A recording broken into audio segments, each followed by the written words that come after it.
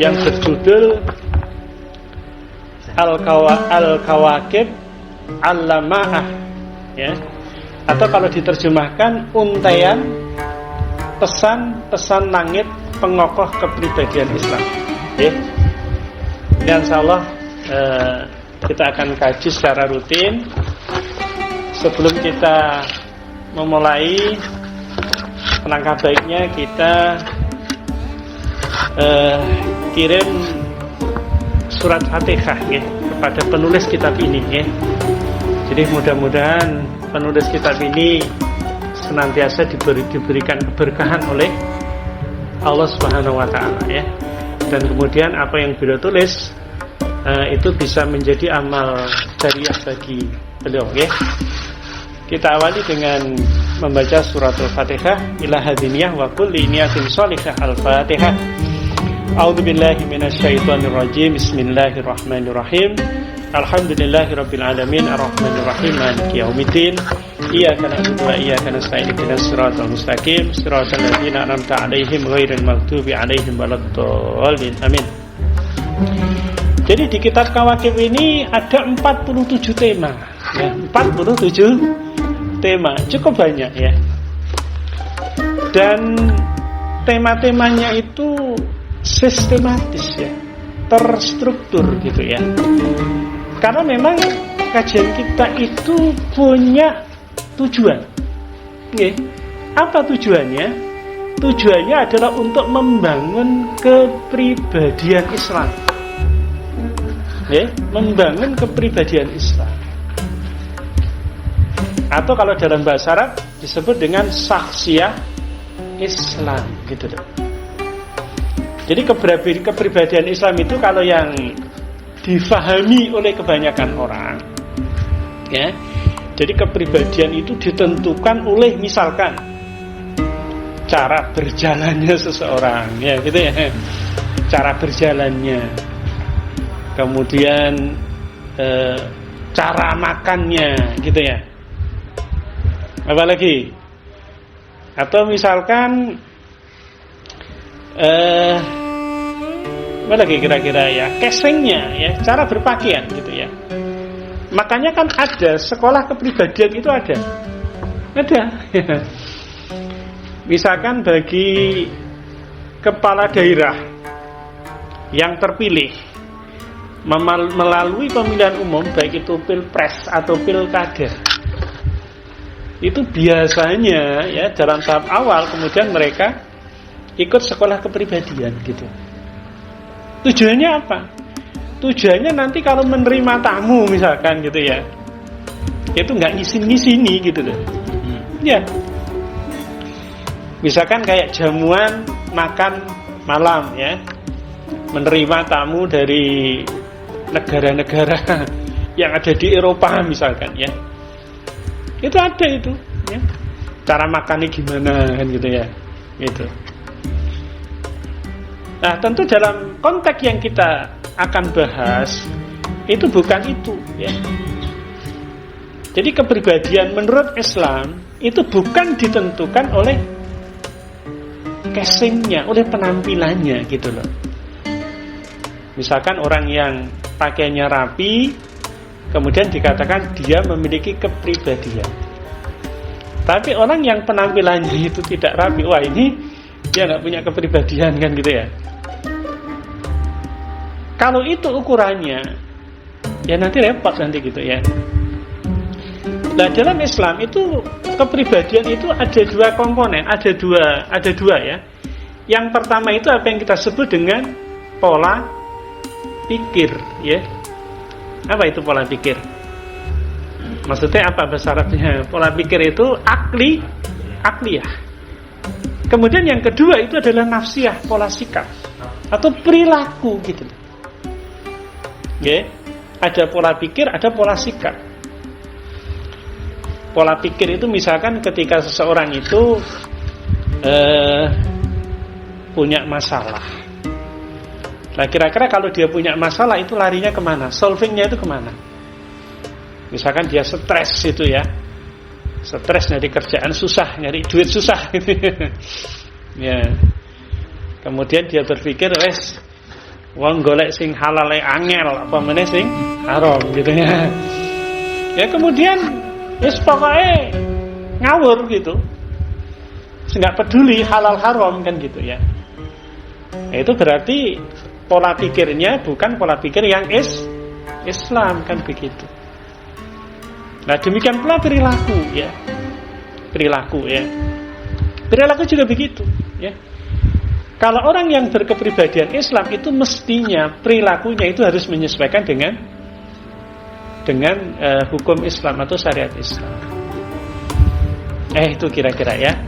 Jadi nanti dalam kenapa sih kita itu harus meluangkan waktu untuk ngaji ya. Itu dalam rangka untuk membentuk pola pikir gitu ya. Agar kita itu memiliki pemahaman yang Islami gitu. Oke, jadi jangan sampai kita itu berpikir belajar agama itu sudah lewat karena kita sudah nggak sekolah lagi. Yang penting kita ini nyari duit gitu ya. Kemudian tidak berpikir untuk ngaji, ya itu salah ya. Ya. Jadi meskipun kita ini sudah dewasa, sudah berumah tangga, ya mestinya kita tetap harus menyempatkan waktu untuk mengkaji Islam. Nah, mengkaji Islam itu jangan, atau ngaji itu jangan diartikan hanya dengar kata ngaji itu cuma mau Quran tok misalkan. Ya, hanya mau Quran tok ya.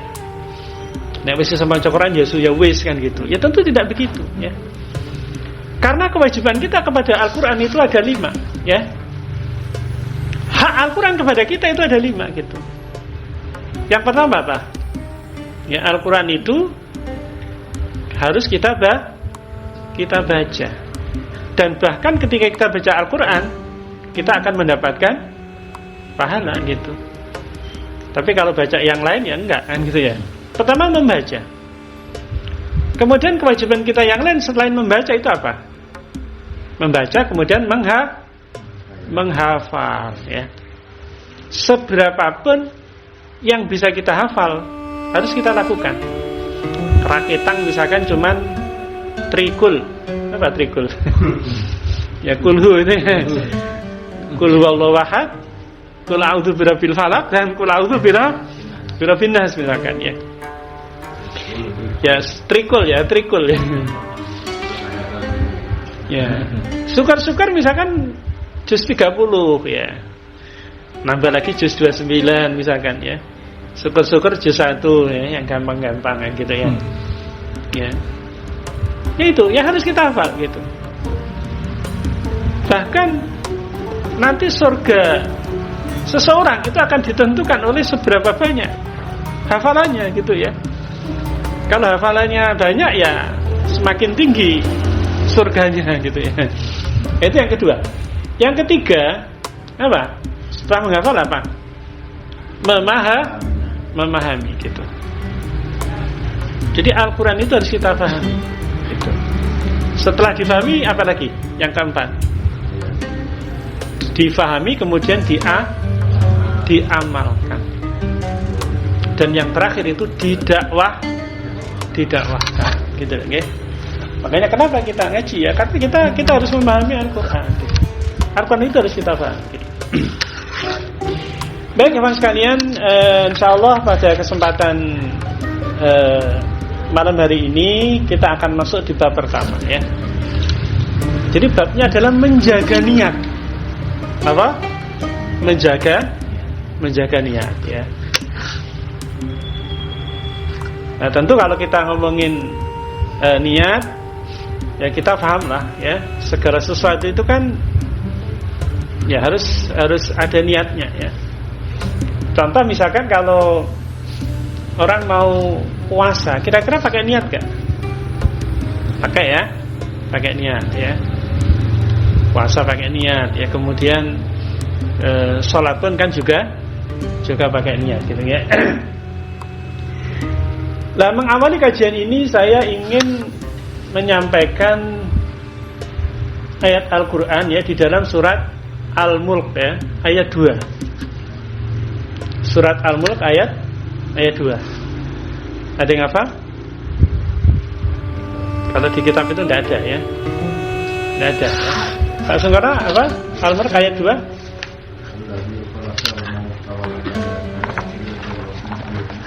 Ya.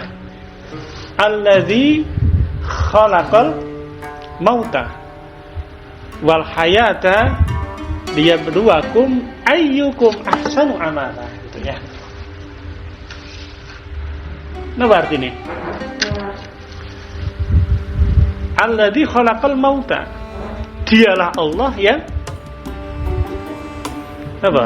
Yang menjadikan ya mati ya. Alladzi khalaqal mauta wal hayata, dan hidup. Liyabluwakum ayyukum ahsanu amalah, agar menguji kalian siapa di antara kalian itu yang paling baik amalnya. Liyabluwakum ayyukum ahsanu amalah, gitu ya. Jadi di dalam ayat itu Allah berfirman liyabluwakum ayyukum ahsanu amala. Allah tidak mengatakan liyabluwakum ayyukum aktsaru amala, gitu. Ya, ahsanu ya, bukan aktsaru, gitu ya. Nah, maka sebenarnya ketika kita beramal, maka kita diperintahkan beramal itu amal yang ahsan ya, atau amal yang hasan, amal yang baik ya. Ya, amal yang baik ya. Nah, sekarang amal yang baik itu standarnya itu seperti apa? Itu paling tidak ada 2 syarat ya, agar amal kita itu termasuk amal yang baik. Yang pertama, amal itu harus dilakukan ikhlas karena Allah. Kemudian yang kedua, amal itu harus sesuai dengan hukum syara. Itu syaratnya ya. Amal yang baik atau amal yang hasan itu syaratnya 2. Kalau dibalik, yang pertama itu harus shawab, harus benar. Kemudian yang kedua, amal itu harus ikhlas ya. Jadi benar yang dimaksud itu adalah sesuai dengan syariat. Kemudian ikhlas itu semata-mata karena Allah Subhanahu wa ta'ala, bukan karena yang lain, gitu. Ya. Jadi amal yang baik itu sebagai prasyarat amal itu diterima oleh Allah Subhanahu wa ta'ala. Tetapi kalau amalnya itu tidak baik ya, maka tidak memenuhi syarat amal itu diterima oleh Allah Subhanahu wa ta'ala, gitu. Oleh karena itu ya, kita semua ketika beramal itu harus memperhatikan 2 unsur tadi ya. Yang pertama itu adalah shawab, benar, dan yang kedua itu adalah ikhlas karena Allah Subhanahu wa ta'ala ya.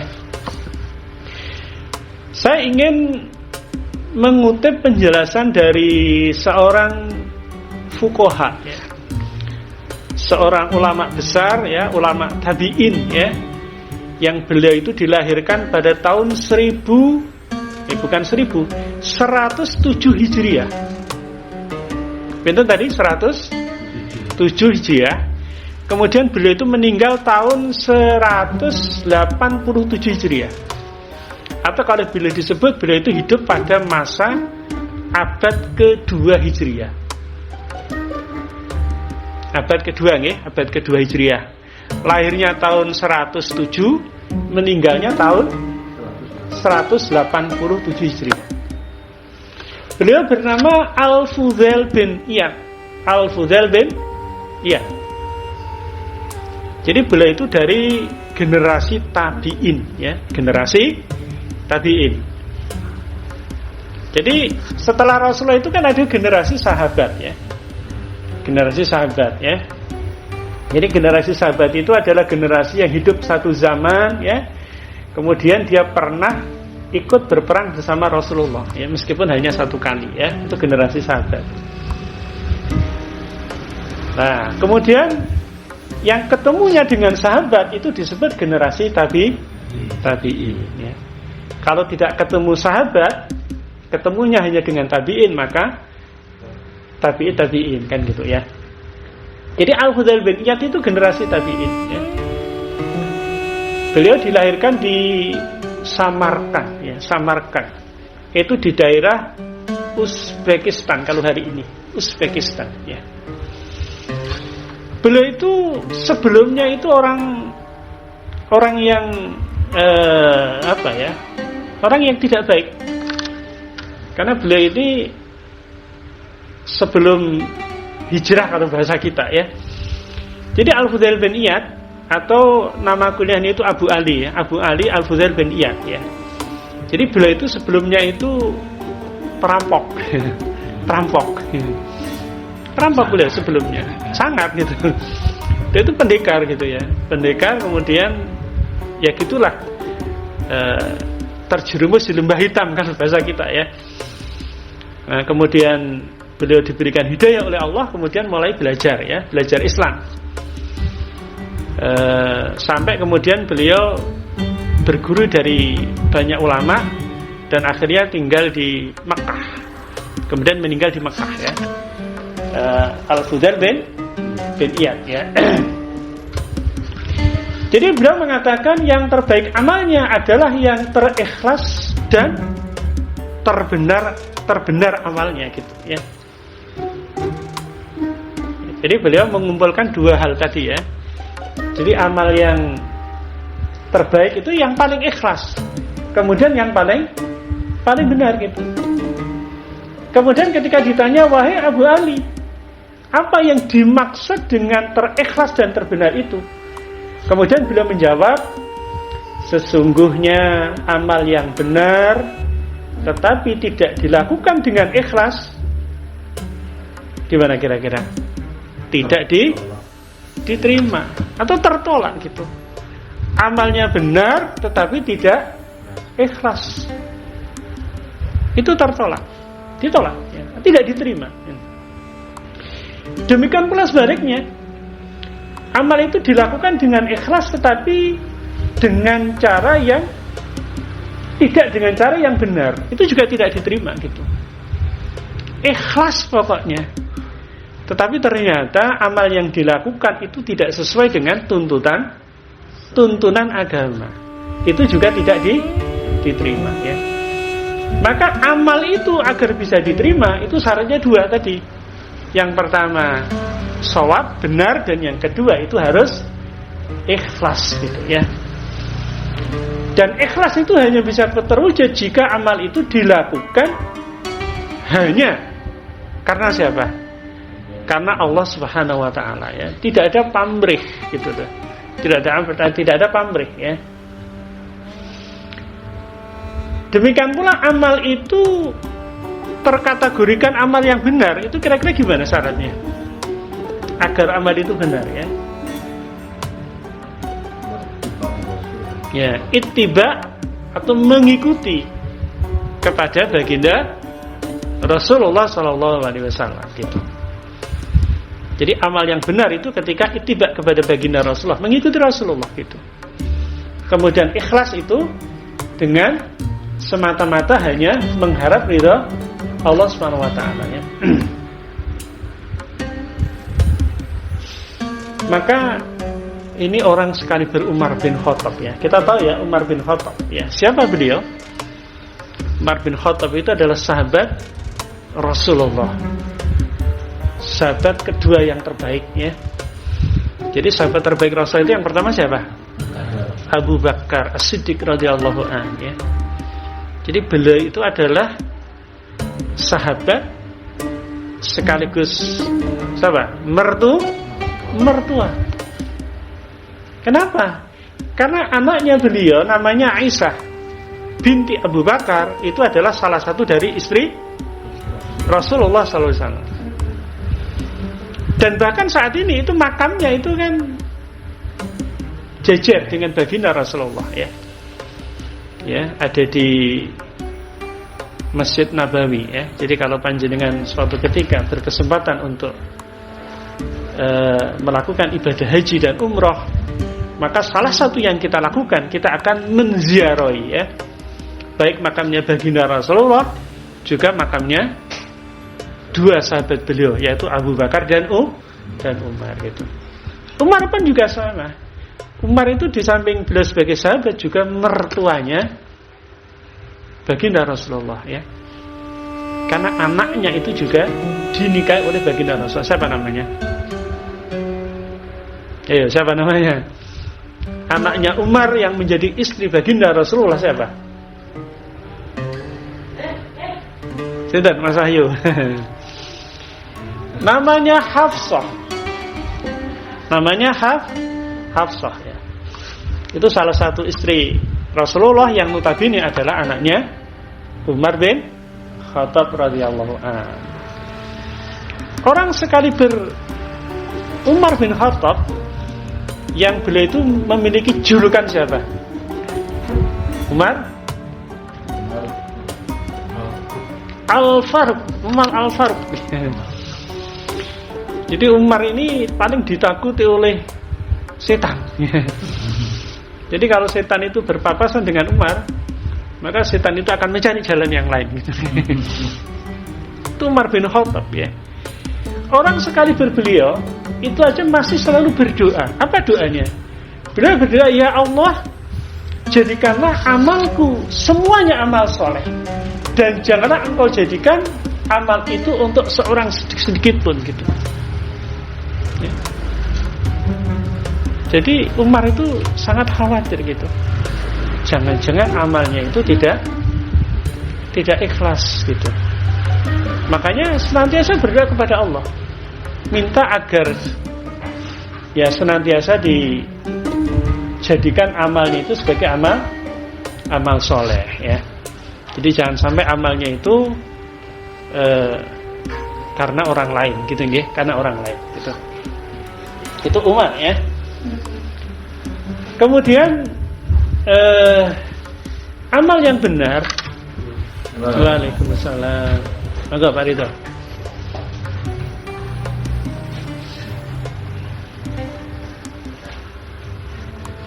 Lewat tol Pak Ridho, napa? Nggih, lewat tol iki. Nggih, dekat mawon iki. Rantas. Monggo. Monggo.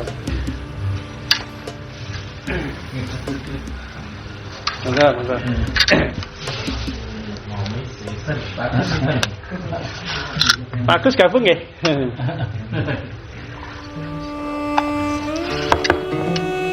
Sudah selamat.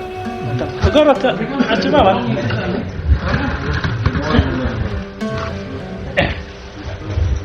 Baik, kita lanjutkan nggih. Ini tadi kita sudah mulai nggih. Baik, sedikit kita refresh dulu nggih. Bagi yang baru datang nggih, insyaallah kajian kita itu adalah kajian kitab Kawakib nggih, Al-Lama'ah ya, atau kalau diterjemahkan untaian pesan-pesan langit pengokoh kepribadian Islam nggih. Jadi tadi saya sudah sampaikan bahwa kajian kita ini terstruktur nggih. Terstruktur, kemudian tema-temanya itu tersusun dengan rapi atau ada kurikulumnya. Karena memang ada target. Kita ngaji itu ada target. Targetnya apa? Tadi saya sudah sampaikan targetnya adalah untuk membentuk kepribadian Islam, ya. Dan kepribadian yang kita maksud ya, itu bukan kepribadian yang hanya semata-mata dilihat dari apa? Casing gitu ya, casingnya gitu ya. Kalau orang sekarang ini kan melihatnya kan begitu ya. Orang itu berkepribadian atau tidak itu ditentukan oleh misalkan ya, bagaimana cara berjalannya, bagaimana cara makannya ya, kemudian bagaimana cara berpakaiannya, kan begitu. Makanya kan ada sekolah kepribadian ya, namanya apa? John Robert Powell itu ya, sekolah kepribadian ya. Nah, tetapi kepribadian Islam yang kita maksud di sini itu ditentukan dengan dua hal. Yang pertama itu adalah akliyah. Apa itu akliyah? Pola pikir, ya. Dan yang kedua itu adalah nafsiyah atau pola sikap, gitu lah, ya. Makanya kenapa kita itu perlu ngaji, itu satu diantaranya itu, ya. Jadi biar pola pikir kita itu Islami, gitu loh. Jadi jangan sampai pola pikir kita itu pola pikir sekuler, misalkan, ya. Ketika kita menghadapi persoalan, justru solvingnya itu bukan kita ambil dari Islam, tetapi solvingnya itu kita ambil dari yang lain, gitu. Demikian pula perilaku, ya. Kita ini sebagai seorang Muslim itu mestinya, ya, harus terikat dengan apa? Syariat Islam, hukum-hukum Allah itu mestinya harus kita lakukan, ya. Jadi jangan sampai kita itu di dalam melakukan amal itu menyelisihi, ya, ketentuan dari syariat Allah Subhanahu wa taala, gitu, nggih. Nah, kemudian tadi sudah kita mulai, ya, dengan firman Allah di dalam surat Al-Mulk ayat 2, ya. A'udzubillahi minasyaitonirrajim. Alladzi khalaqal mauta wal hayata liyabluwakum ayyukum ahsanu amala, gitu. Oke.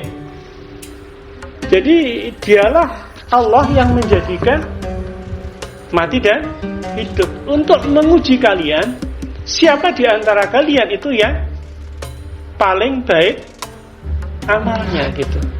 Jadi di dalam ayat itu Allah tidak mengatakan liyabluwakum ayyukum aktsaru amala, tetapi Allah mengatakan liyabluwakum ayyukum ahsanu amala, gitu, ya. Jadi kita itu diperintahkan untuk menjadikan amal kita itu amal yang baik atau amal yang hasan, gitu. Oke.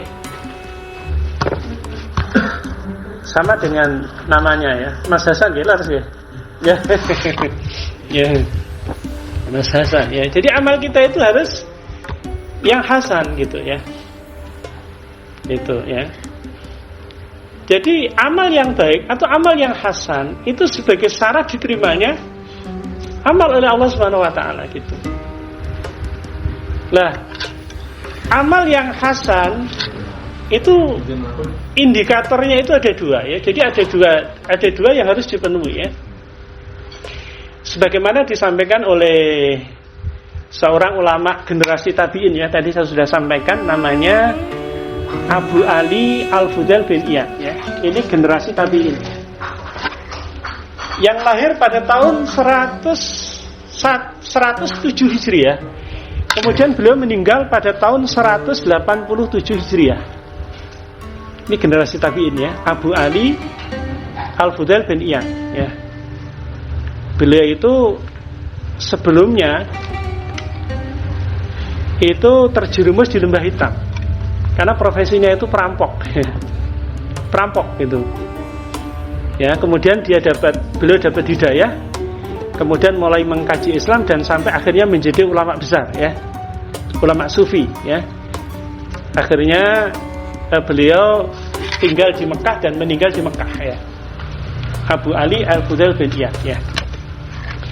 Jadi ketika menjelaskan surat Al-Mulk tadi, ya, ayat 2 tadi, ya, jadi beliau itu menyampaikan amal yang hasan itu syaratnya ada dua. Yang pertama harus shawab.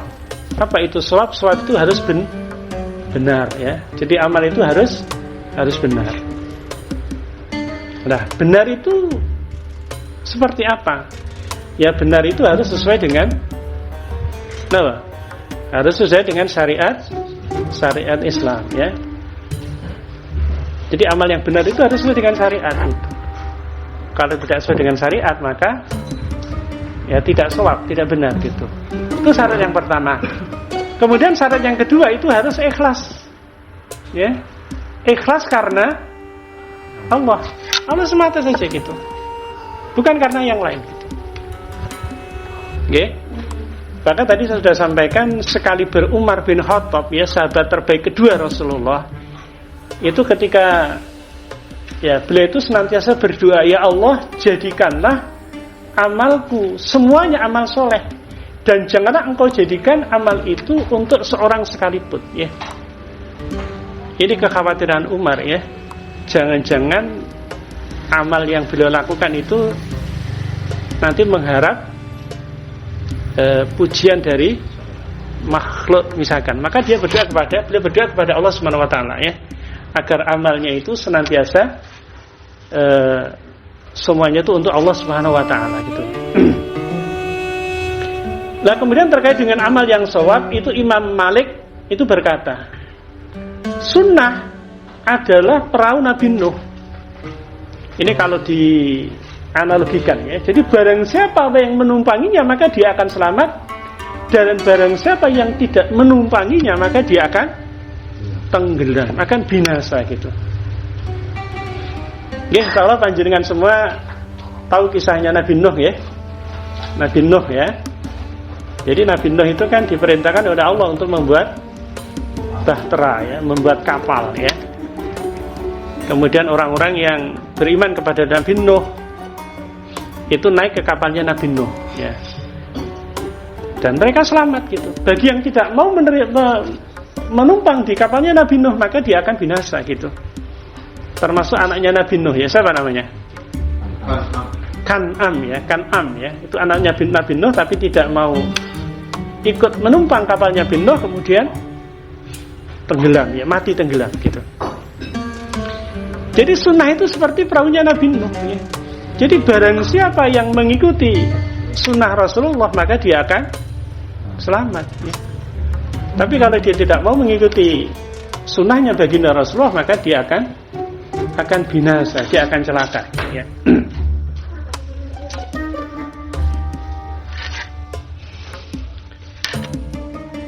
Itu ya, barangkali teman sekalian. Nah, terkait dengan pentingnya niat yang ikhlas tadi, ya. Pentingnya niat yang ikhlas tadi, saya ingin membuat sebuah analogi gitu, ya. Sebuah analogi, ya.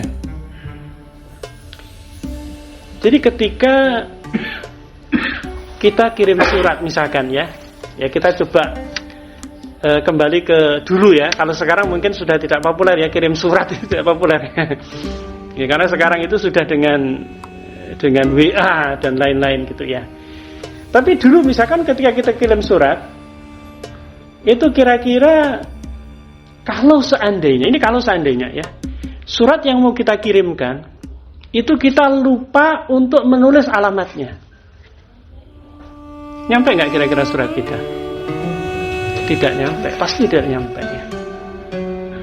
Atau surat itu tetap kita tulis alamat yang dituju, tetapi salah, nyampe nggak kira-kira? Nggak nyampe juga kan? Gitu. Jadi kalau surat itu tidak dikasih alamat, dia tidak akan sampai. Demikian pula kalau misalkan surat itu ditulis alamat tapi alamatnya salah, itu juga pasti tidak akan sampai gitu, ya. Nah, maka pentingnya niat itu kalau boleh diibaratkan, ini sekedar analogi, ya, biar kita itu mudah, ya. Jadi amal kita itu ibaratnya itu ya amplopnya tadi. Jadi amal kita itu amplopnya tadi, sedangkan niat itu seperti alamat surat gitu, ya. Jadi kalau surat itu kita kasih alamat dan alamatnya benar, itu insya Allah pasti akan sampai, kan begitu, ya. Jadi kalau ditulis salah maka juga tidak akan sampai gitu loh, okay? Nah, demikian pula kalau kita beramal, ya, kemudian niatnya salah, maka amal kita juga tidak akan sampai, ya. Kemudian juga tidak akan bisa bernilai pahala, atau bahkan bisa ke ujung, bisa mengantarkan ke neraka gitu, ya. Jadi kalau amal itu niatnya keliru, ya, itu bisa tidak mendapatkan pahala dan bahkan bisa berujung ke neraka gitu ya. Nah sekarang apa itu niat? Apa itu kira-kira niat? Apa definisi niat? Kalau secara fakta insya Allah bisa difahami ya. Misalkan antum semua mau sholat, itu kan pasti pakai niat toh? Kan pasti pakai niat gitu. Terlepas niatnya itu apakah dilafadzkan ataupun dalam hati ya.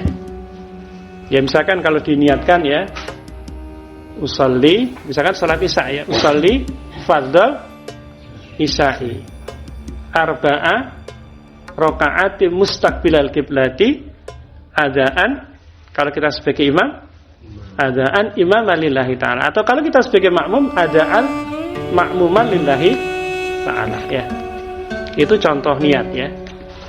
Meskipun juga ada ulama yang berpendapat ya niat itu tidak harus dilafadzkan. Yang penting di dalam hati ya, berniat akan melaksanakan ibadah sholat misalkan ya.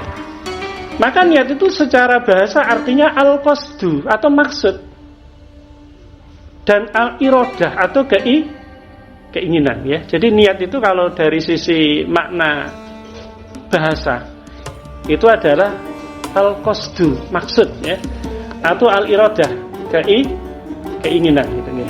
Itu dari sisi bahasa ya. Kemudian kalau ditanya tempatnya niat itu di mana? Di mana kira-kira? Dalam hati. Ya di dalam hati gitu ya. Di dalam hati ya. Jadi niat itu letaknya di hati berdasarkan kesepakatan ulama. Jika seseorang berniat di hatinya tanpa ia lafadzkan dengan lisannya, maka niatnya sudah dianggap sah berdasarkan kesepakatan para ulama gitu. Jadi tidak harus dilafadzkan, karena memang niat itu tempatnya di hati gitu ya. Tempatnya di hati gitu. Nah, kemudian apa sih fungsi niat ya? Fungsi niat ya. Jadi yang pertama fungsi niat itu adalah untuk membedakan antara satu ibadah dengan ibadah yang lain gitu. Apa? Membedakan ibadah satu dengan ibadah yang lain ya. Misalkan ada ibadah yang masuk kategori fardu ain. Ada fardu ain atau fardu lah, wajib gitu. Coba contohnya apa? Ibadah yang wajib. Kenapa? Salat fardu atau salat wajib 5 waktu. Barusan tadi misalkan kita menunaikan sholat isya, itu hukumnya adalah wajib. Kemudian habis sholat isya tadi kita juga menunaikan sholat rawatib 2 rakaat ya. Sholat rawatib 2 rakaat itu kira-kira sama nggak niatnya? Beda ya. Yang satu usolli fardhul isya'i, yang satu usolli ya sunnatal ya. Ya gitu ya. Soal sunnatal isya'i ba'diyatal gitu ya. Jadi kalau sebelum kan qobliyah ya. Qobliyah ya. Kalau yang setelah itu ba'diyah ya. Kan niatnya beda. Jadi salah satu fungsi niat yang pertama adalah untuk membedakan antara satu ibadah dengan ibadah yang lain gitu. Jadi apakah kita itu sedang menunaikan sholat wajib atau sholat sunnah, itu ditentukan oleh ditentukan oleh niat yang kita ucapkan gitu ya. Termasuk antara sholat wajib dengan wajib juga beda kan. Misalkan kita niat sholat maghrib, tentu berbeda dengan niat sholat isya ya. Demikian pula qobliyah isya misalkan dengan ba'diyah isya, tentu niatnya juga berbeda. Termasuk antara sholat sunnah satu dengan sholat sunnah yang lain itu juga berbeda kan. Misalkan ketika kita qiyamul lail ya, sholat tahajud ya, kemudian habis itu sholat witir ya, tentu niatnya juga berbeda. Yang membedakan itu apa? Yang membedakan adalah niatnya. Meskipun dari sisi gerakannya kan bisa jadi sama. Betul apa betul? Sholat duhur dan asar gerakannya sama enggak? Sama kan? gerakannya, kemudian bacaannya juga sama. Tetapi yang membedakan itu adalah niatnya gitu. Itu fungsi yang pertama nggih, membedakan antara ibadah satu dengan ibadah yang lain. Kemudian yang kedua, itu untuk membiasakan untuk membedakan antara ibadah dengan kebiasaan. Kenapa tadi? Membedakan antara ibadah dengan kebiasaan. Contoh, kalau kita puasa, kita ini kan menahan diri dari lapar, menahan diri dari makan dan minum kan, ya, dimulai dari terbit matahari sampai tenggelamnya matahari. Artinya di siang hari kita tidak makan dan minum gitu. Ada enggak misalkan orang yang makannya susah ya, kadang-kadang sarapan wangel gitu makan juga agak susah kayak Mas Yudi itu ya. Ya Mas Yudi ya, kerjaan banyak tetapi malas makan ya, atau tidak sempat makan gitu. Sama-sama tidak makan, maka nanti yang menentukan itu adalah niatnya gitu loh. Orang puasa itu juga tidak makan, tidak minum, tetapi diniati puasa gitu. Kalau puasa Ramadan misalkan niatnya itu kan harus di malam hari. Betul atau betul? Oke. Jadi kalau kita tidak niat misalkan di malam hari gitu ya, ya maka tidak usah puasa kita gitu. Itu kalau puasa wajib ya. Tapi kalau puasa sunnah itu boleh ya. Misalkan nggak ada makanan gitu ya, kemudian sudah puasa aja lah, itu nggak apa-apa kalau puasa sunnah gitu ya. Tapi kalau puasa wajib kan harus diniatkan di malam hari gitu. Jadi untuk membedakan antara ibadah puasa dengan apa tadi, kebiasaan, itu yang membedakan adalah niat gitu. Yang membedakan niat itu fungsi yang kedua ya, membedakan antara ibadah dengan kebiasaan. Kemudian yang ketiga itu membedakan tujuan seseorang di dalam beribadah. Untuk membedakan tujuan seseorang di dalam beribadah ya. Misalkan ibadah itu kira-kira apa tujuannya? Lillah ya. Jadi mengharapkan semata-mata ridha dari Allah Subhanahu wa taala ya. Jadi ketika kita beribadah itu tujuannya satu gitu. Ya. Jadi agar ya kita ini sebagai hamba Allah kemudian sudah semestinya itu tunduk dan patuh kepada perintah Allah kan. Patuh kepada perintah dan larangan Allah Subhanahu wa taala. Kalau perintah itu dilaksanakan, kalau larangan itu ditinggalkan gitu. Jadi kalau ibadah ya harus ikhlas semata-mata karena Allah gitu. Kalau kita ibadah sementara itu mengharapkan pujian dari yang lain, ya tentu itu bukan ibadah gitu. Artinya itu tidak akan diterima oleh Allah ya, bukan pahala yang kita dapatkan gitu. Justru bisa menjerumuskan kita ke neraka gitu. Itu fungsi yang ketiga nggih, membedakan tujuan seorang muslim di dalam beribadah yang semata-mata hanya mengharapkan ridha Allah Subhanahu wa taala gitu. Nah, kemudian arti penting dari niat yang benar atau niat yang lurus ya. Urgensinya apa sih niat itu harus lurus, harus benar. Itu paling tidak nanti ada tiga ya. Jadi ada tiga arti penting dari niat itu sendiri ya. Yang pertama apa? Yang pertama adalah agar kita itu mendapatkan pahala ya, agar dapat pahala gitu. Ya karena seluruh ibadah yang kita lakukan itu di samping kita itu berharap ridho Allah, ikhlas karena Allah, kita juga mengharapkan agar kita itu mendapatkan pahala dari Allah Subhanahu wa taala gitu. Ya, kita ambil contoh misalkan membaca buku sekedar iseng mengisi waktu luang. Kan ada ya orang itu karena tidak ada kegiatan ya sudah iseng-iseng lah ya. Apapun dibaca gitu ya. Ya, itu beda dengan orang yang baca buku karena memenuhi perintah Allah ya. Misalkan antum punya buku ya, ada kitab ini ya. Al-Kawakib Al-Lama'ah ya. Nah, ini ya, ketika senggang misalkan dibaca-baca ya. Nah, kemudian difahami ya, diamalkan ya. Tentu itu berbeda dengan orang yang ketika membaca itu ya niatnya itu hanya iseng saja gitu ya. Ya. Dengan ketika orang itu membaca karena perintah Allah gitu. Sebagaimana yang saya contohkan ya. Jadi kenapa sih kita ini harus meluangkan waktu ya untuk ngaji ya, mengkaji sakofa Islam ya, kemudian mengkaji Al-Quran ya.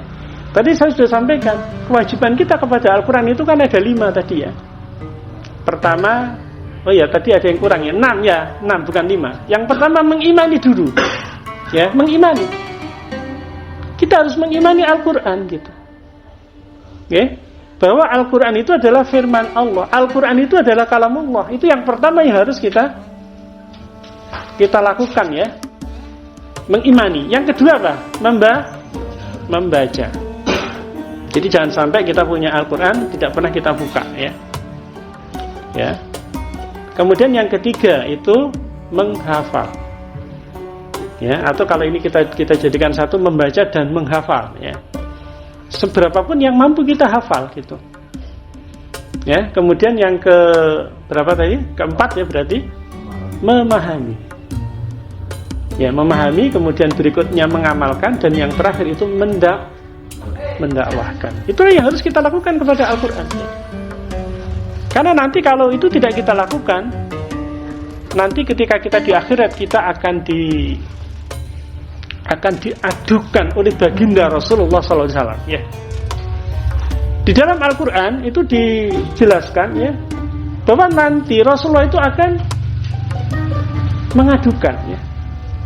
mengadukan siapa saja yang ketika di dunia itu menelantarkan Al-Quran gitu ya.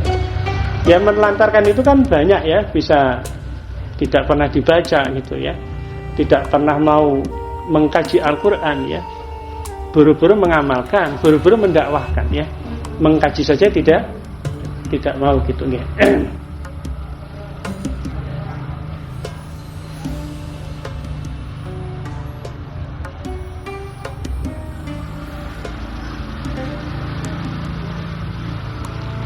Nah, itu ya yang pertama. Kemudian yang kedua ya.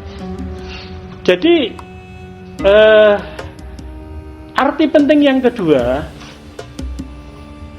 itu agar kita itu tidak terjerumus ya ke neraka gitu ya. Karena bahayanya salah niat gitu. Bahayanya salah niat ya. Barangkali panjenengan sudah pernah mendengar ya, ada hadis gitu ya. Ada hadis yang menceritakan ya, bahwa ada orang itu yang menghadap Allah ya, sebagai seorang mujahid. Mujahid itu adalah orang yang mati syahid ya, mati syahid gitu. Yang kita tahu ya, kalau mati syahid itu kan ya insya Allah ya jalan tol lah untuk masuk surga gitu ya. Dia sebagai seorang mujahid ya, dia kemudian ketika ditanya oleh Allah, dia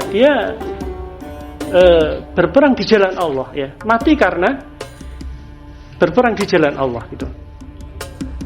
Kemudian apa kata Allah ya? Bohong ya, Anda dusta gitu. Kenapa? Karena ternyata dia berperang itu bukan karena Allah gitu. Berperang karena misalkan ya, itu mengharapkan ujian ya, atau julukan sebagai seorang pahlawan, atau ya julukan yang lain lah ya, biar dikenal oleh manusia gitu ya. Itu karena niat gitu, salah niat akhirnya terjerumus ke neraka gitu. Dia mengaku sebagai seorang mujahid, tetapi ternyata di hadapan Allah dia dusta ya, karena berjihadnya dia itu bukan karena Allah, tetapi karena yang lain ya, ingin disebut sebagai seorang pahlawan dan seterusnya gitu. Lah kemudian juga ada orang yang misalkan orang alim ya, orang alim, ternyata dia tidak bisa masuk surga. Kenapa? Karena ternyata ketika dia membaca Al-Quran itu ingin disebut sebagai seorang qori misalkan gitu ya. Dia ingin menjadi orang yang ternama karena bacaannya gitu ya. Jadi gara-gara niat itu juga bisa terjerumus ke dalam neraka karena niatnya salah gitu. Demikian pula misalkan orang yang rajin sedekah ya, rajin sedekah itu juga bisa terjerumus ke neraka ketika niatnya salah keliru, pengen disebut sebagai apa? Seorang yang dermawan ya, orang yang baik hati. Apa kalau bahasa Jawa? Loman misalkan. Itu juga bisa terjerumus ke neraka ya, karena niatnya gitu ya. Nah, demikian pula misalkan ketika kita hadir di majelis ilmu seperti ini ya, maka yang penting yang harus kita luruskan adalah niat kita gitu ya. Jadi apakah hadirnya kita di majelis ilmu ya, baik di sini ataupun di tempat yang lain ya, itu apakah ikhlas karena Allah atau karena yang lain gitu. Jangan-jangan hadirnya kita di majelis ilmu itu karena hanya iseng saja ya, ketimbang nganggur, ketimbang tidak ada kegiatan, ketimbang tidak ada kerjaan, ya sudahlah kita ikut-ikut aja lah kan gitu ya. Tetapi niatnya harus kita luruskan ya. Sebagaimana di dalam sebuah hadis ya. Jadi barang siapa yang menuntut ilmu hanya ingin digelari ulama untuk berdebat dengan orang bodoh supaya dipandang manusia, maka silahkan ia mengambil tempat duduknya di neraka gitu ya. Jadi kalau menuntut ilmu itu niatnya keliru ya, itu juga bisa berujung ke neraka gitu ya.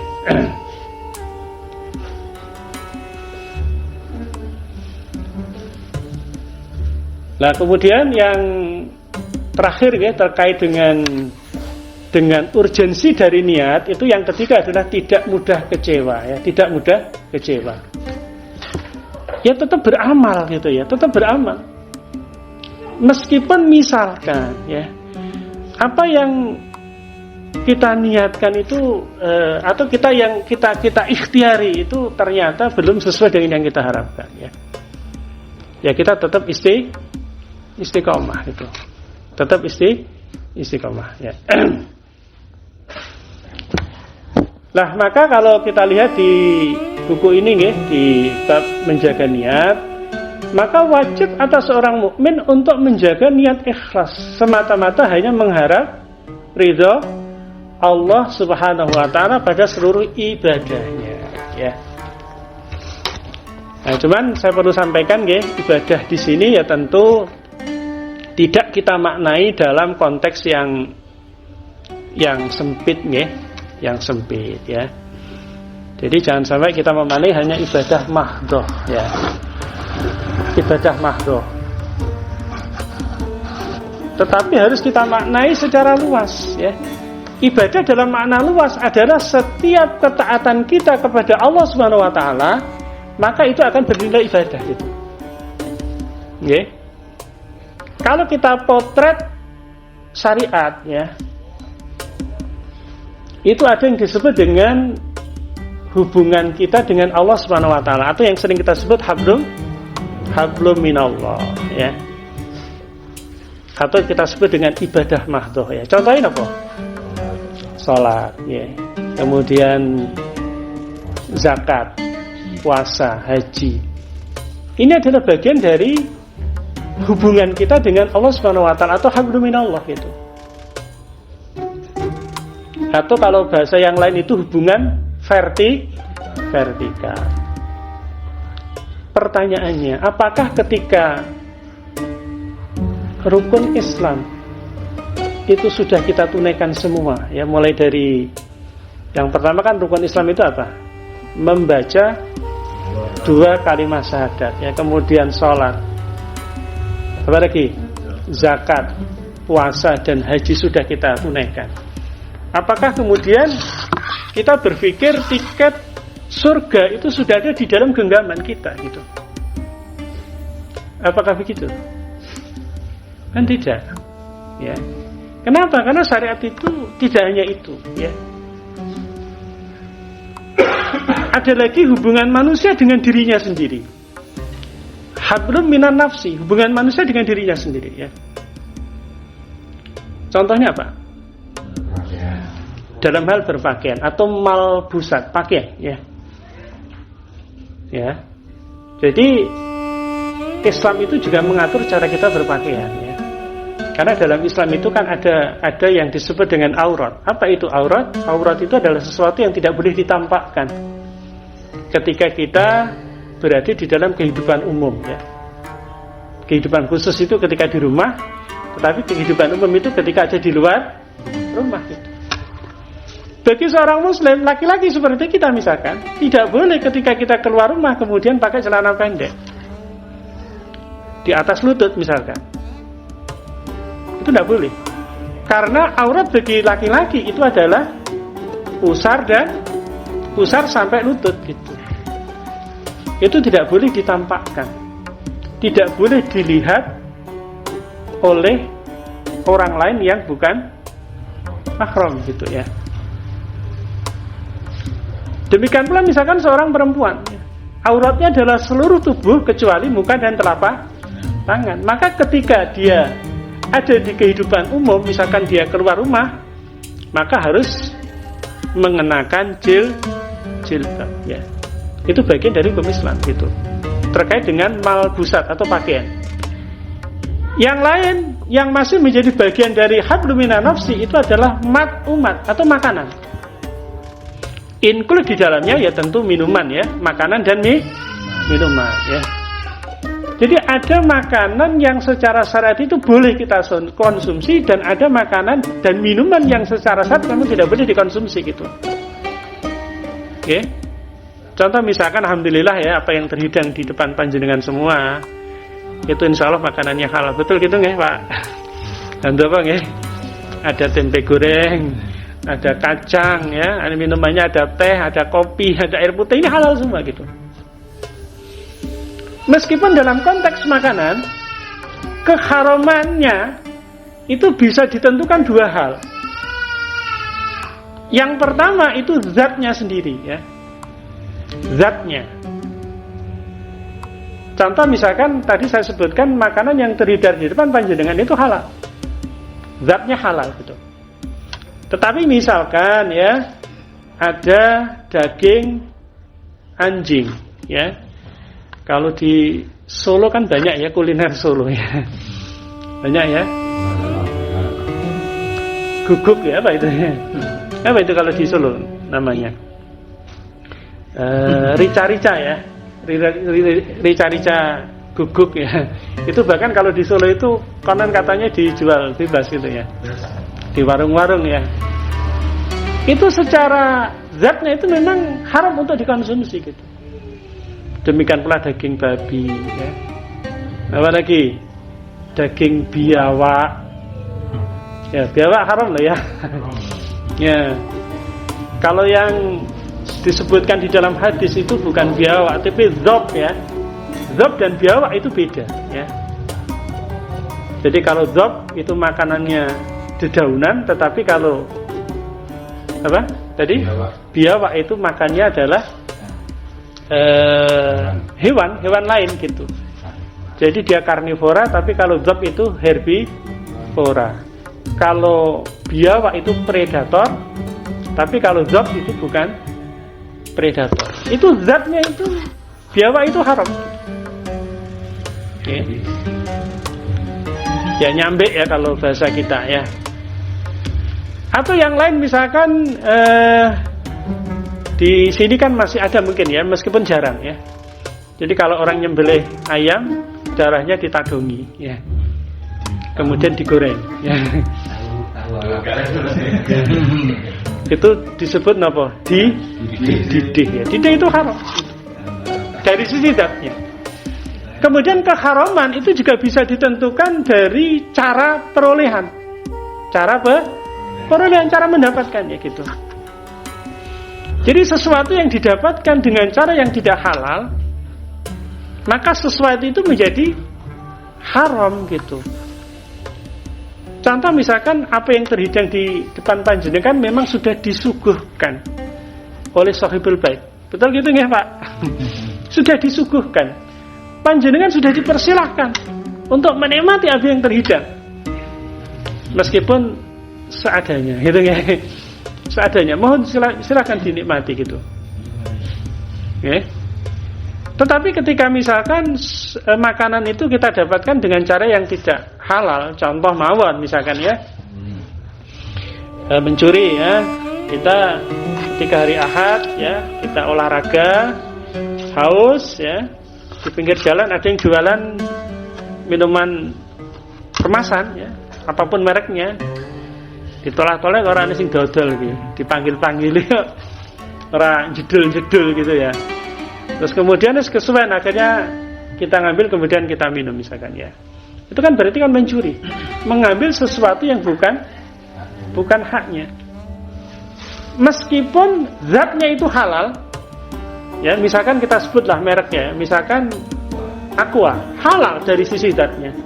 Tetapi ketika kita dapatkan dengan cara yang tidak halal, mengambil tanpa izin dari yang punya, maka status Aqua yang kita minum itu menjadi haram. Bukan disebabkan oleh zatnya, tetapi disebabkan oleh cara kita mendapatkannya gitu. Dan Islam itu juga mengatur itu ya. Ya jadi ada malbusat tadi pakaian, ada umat atau makanan. Juga termasuk akhlak ya. Jadi akhlak kita kepada orang yang lebih tua, akhlak kita kepada orang tua, akhlak tua kepada yang lebih muda dan lain sebagainya gitu. Nah kemudian yang ketiga atau dimensi yang ketiga itu apa yang kita sebut dengan hablum minan nas ya. Hubungan manusia dengan sesamanya gitu. Bahkan kalau boleh diangkawikan ya, diprosentasekan. Hukum Allah yang berkaitan dengan hubungan manusia dengan sesamanya atau hablum minan nas itu kurang lebih itu 90%. Oke, 90% dari seluruh hukum Allah itu. Itu kalau dicoba untuk diangkawikan gitu. Loh, angka itu dari mana ya? Ya itu misalkan kalau ada kitab fikih ya, kita kumpulkan ya bab terkait dengan ibadah. Itu ada berapa bab. Kemudian bab terkait dengan hablum minan nas itu ada berapa ya. Itu kalau diangkawikan kurang lebih prosentasenya begitu ya. Jadi hablum minallah itu barangkali cuma 10% ya. Tapi hablum minannas itu yang paling banyak ya. Hablum minannas itu misalkan terkait dengan persoalan ekonomi ya. Jadi apakah kita ini dibolehkan untuk mencari duit suka-suka kita tanpa ada rambu-rambu yang harus kita patuhi gitu. Maka jawabannya tidak. Kita tidak bebas. Kita terikat dengan ketentuan Allah yang berkaitan dengan persoalan ekonomi gitu. Okay? Jadi nyari duit itu kan bukan berpedoman kepada sebuah pepatah barangkali atau apalah namanya ya. Nyari yang haram aja susah apalagi yang halal ya. Tentu tidak demikian gitu ya. Kita mencari duit ya di dalam bermuamalah itu juga harus mengikuti rambu-rambu yang ada gitu. Ini dalam persoalan ekonomi ya. Maka kita juga harus belajar yang disebut dengan fikih muamalah ya. Fikih muamalah ya, berkait dengan akad-akad ya. Jadi jangan sampai akad-akad kita ini ternyata akad-akad yang batil misalkan ya. Atau ketika kita jadi pengusaha misalkan ya, kita butuh modal, ternyata modal itu kita dapatkan dari riba ya. Padahal di dalam Al-Quran itu kan jelas ya. Wa ahallallahu al-bai'a wa harrama riba ya. Allah itu menghalalkan jual beli dan mengharamkan riba gitu. Ya. Bukan hanya dalam persoalan ekonomi ya. Hablum minan nas itu bukan dalam persoalan ekonomi. Misalkan juga dalam persoalan politik ya. Hari ini insya Allah kita disuguhkan ya dengan berita-berita yang viral hari ini ya. Hari ini apa kira-kira yang jadi viral di media sosial atau di media massa ya? Itu berkaitan dengan pilkada yang insya Allah sebentar lagi akan dilaksanakan gitu. Sekarang ini kan ramai diperbincangkan ya. Misalkan kalau di Jakarta itu sekarang yang jadi yang jadi sorotan itu kan Anies Baswedan gitu ya.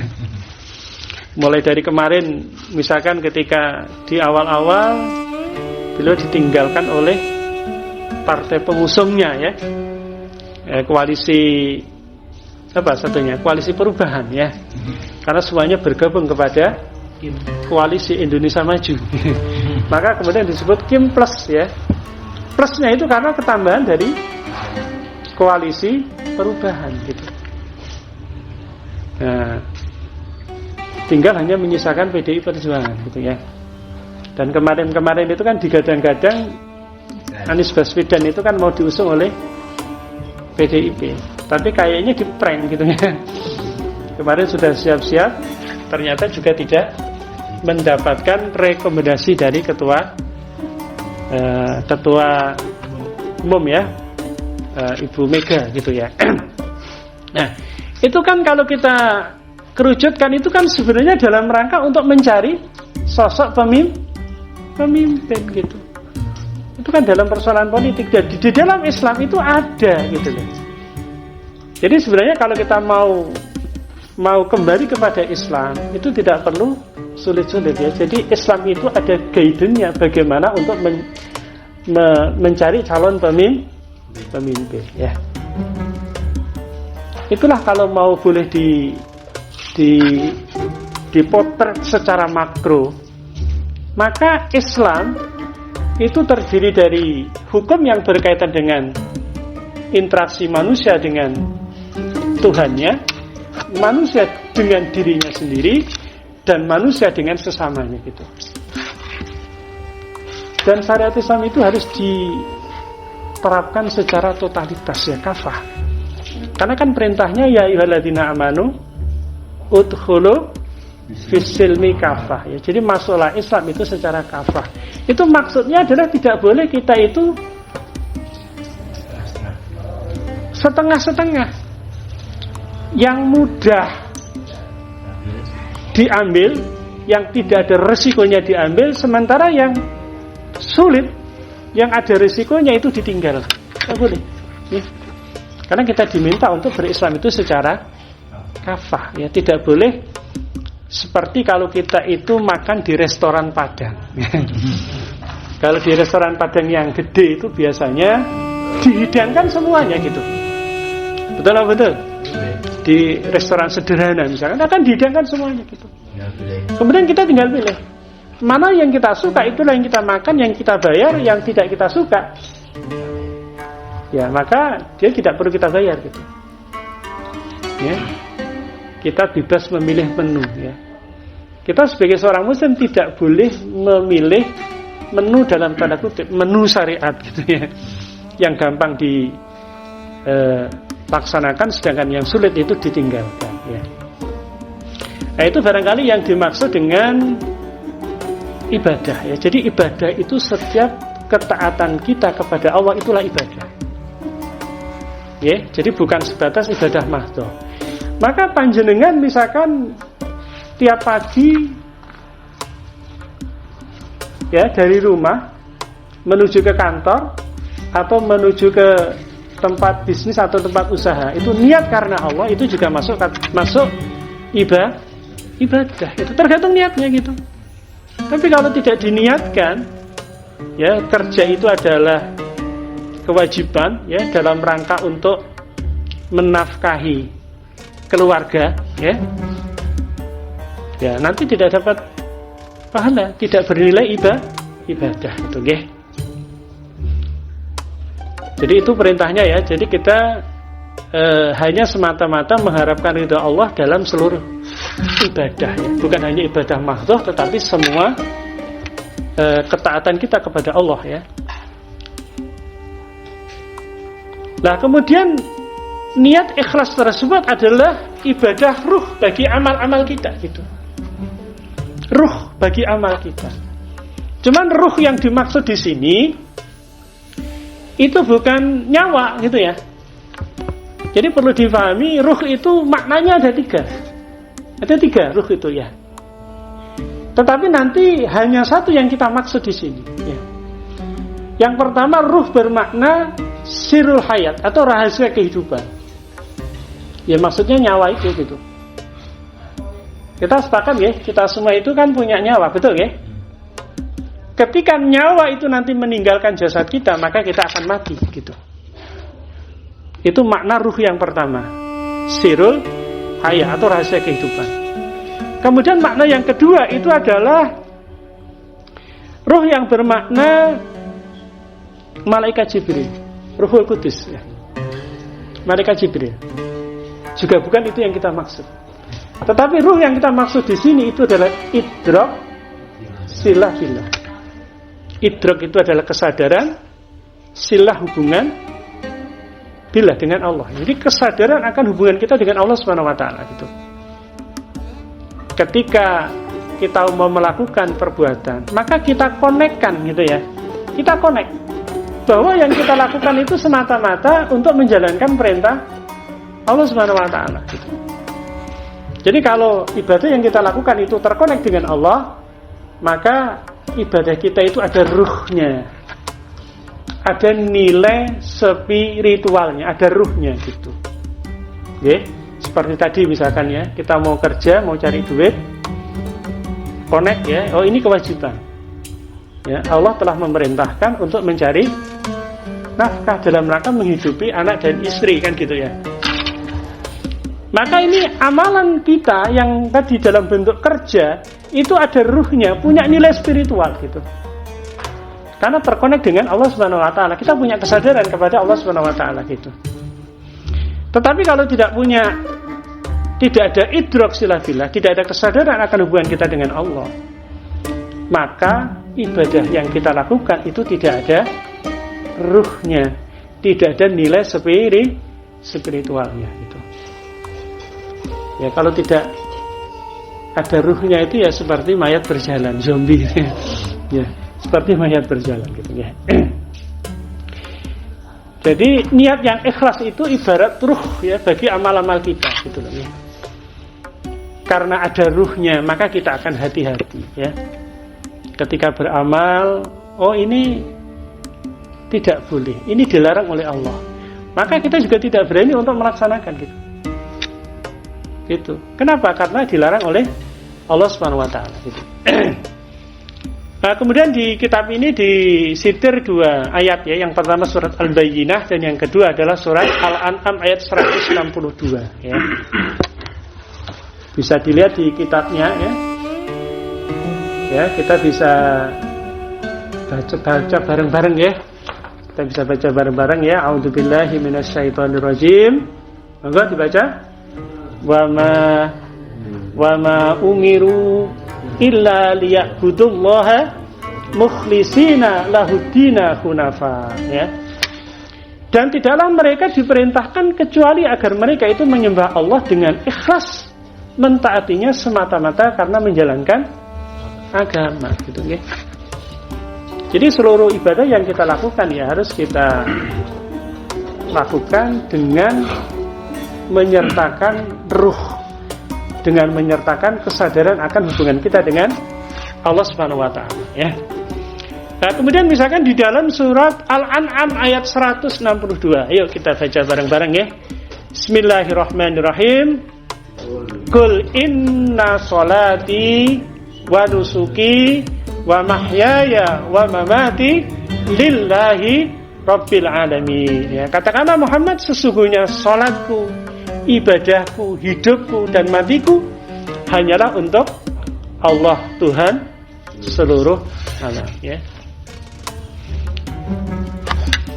Nah, kemudian kalau kita lihat catatan kaki, ya, Syekh Abdurrahman As-Sa'di rahimahullah menjelaskan di dalam tafsirnya, maka tidaklah mereka diperintahkan dalam semua syariat kecuali agar mereka itu menyembah Allah mukhlisina lahuddin, ya. Jadi memang kalau kita ingin memahami ayat Al-Qur'an itu harus lihat tafsirnya, gitu, ya. Jadi tafsir itu berbeda dengan terjemah. Barangkali panjenengan punya Al-Quran terjemah di rumah, ya. Ya, tetapi itu bukan tafsir, gitu. Terjemah itu hanya translate saja, gitu. Translate dari bahasa Arab ke bahasa Indonesia, gitu. Tetapi kalau tafsir itu disampaikan oleh mufassir, ya, ahli tafsir, gitu.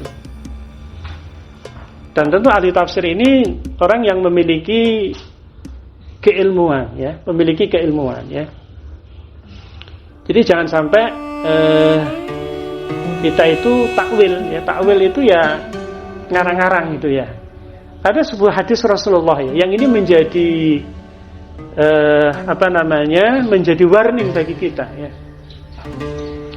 Rasul itu bersabda, "Man kadzdzaba, barang siapa yang berdusta alayya atas namaku, falyatabawa maq'adahu minan nar." Ya, maka bersiap-siaplah untuk mengambil tempat duduknya di api neraka. Itu hadis Rasul, gitu, ya. Maka dalam hal ini kalau kita ingin memahami ayat Al-Qur'an ya harus melalui para mufassir, ya. Dan termasuk di dalam surat Al-Bayyinah ayat 1 ini kita mengacu kepada Syekh Abdurrahman As-Sa'di, ya. Di dalam tafsirnya beliau mengatakan seperti itu. Yaitu maksudnya dengan semua ibadahnya baik yang zahir maupun batin itu semata-mata untuk meraih wajhullah dan mendekatkan kepadanya, yaitu dengan berpaling dari seluruh agama yang menyelisih agama tauhid, ya. Itu tafsirnya. Kemudian kita lihat ayat tafsir dari surat Al-An'am ayat 162, ya.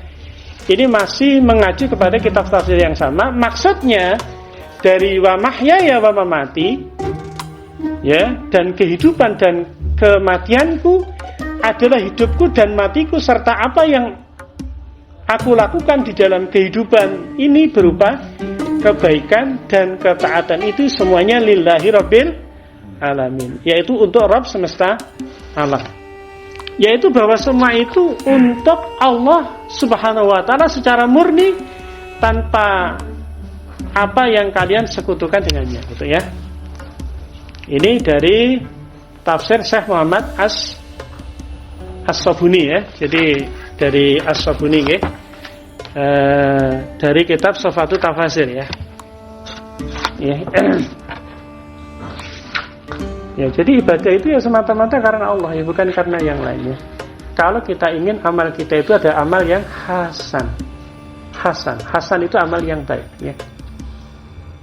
Jadi amal yang hasan itu prasyarat, ya, agar amal kita itu diterima oleh Allah Subhanahu wa taala, ya. Amal yang hasan tadi syaratnya dua, yang pertama itu harus benar, yang kedua itu harus ikhlas karena Allah Subhanahu wa taala, ya. Nah, kemudian kita juga akan melihat, ya, hadis dari Umar bin Khattab radhiyallahu an. Ia berkata, aku mendengar Rasulullah sallallahu alaihi wasallam bersabda, innamal a'malu binniyat wa innamal likulli imri'in ma nawa. Faman kanat hijratuhu ila dunya yusibuha au ila imra'atin yankihuha fa hijratuhu ila ma hajara ilaihi. Ini hadis ini diriwayatkan oleh Imam Al-Bukhari ya. Sesungguhnya setiap amalan itu tergantung kepada niatnya. Setiap orang akan mendapatkan apa yang ia niatkan. Siapa yang hijrahnya karena mencari dunia atau karena wanita yang dinikahinya, maka hijrahnya itu kepada yang ia tuju gitu ya. Nah ini hadis Rasul ya. Jadi barang siapa yang berhijrah karena dunia ya, maka ya dia akan mendapatkan apa yang dia niatkan ya, termasuk ketika niatnya itulah demi untuk wanita yang dinikahinya gitu ya. Nah terkait dengan hijrah ini ya, barangkali ada beberapa yang perlu saya sampaikan ya. Jadi hijrah bagi baginda Rasulullah tentu bukan semata-mata pindah tempat gitu loh. Misalkan dulu ya, Mas Wahyu Handoko itu tinggal di Jakarta ya, di Jakarta. Tahun pinten pindah ke Madiun? Pinten Mas Wahyu? 12 tahun yang lalu. 12 tahun yang lalu. Berarti tahun 2012 nih, 2012. Ya memang ya kalau makna lughahnya itu kan pindah gitu ya. Tapi hijrahnya baginda Rasul itu bukan sekedar pindah ya. Karena baginda Rasulullah itu dilahirkan di Mekah. Ya kan? Lahirnya di Mekah, kemudian usia 40 tahun diangkat menjadi seorang Rasul ya, Nabi dan Rasul ya. Umur 40 tahun gitu. Kemudian usia berapa beliau itu hijrah ke Madinah? 50 berapa? 53 gitu ya. Karena Rasulullah itu berdakwah di Mekah itu 13 tahun. 13 tahun ya. Total dakwah Rasulullah itu selama 23 tahun. Dibagi menjadi dua. Yang pertama fase Mekah itu 13 tahun, dan yang kedua itu fase Madinah. Itu 10 tahun. Oke. Dan 13 tahun di Mekah itu bisa kita bagi dua. Yang pertama itu fase ya sembunyi-sembunyi ya. Maksudnya masih belum terbuka ya. Kenapa? Karena dakwahnya memang baru pribadi, person by person ya, pribadi ke pribadi gitu. Itu dilakukan selama 3 tahun ya.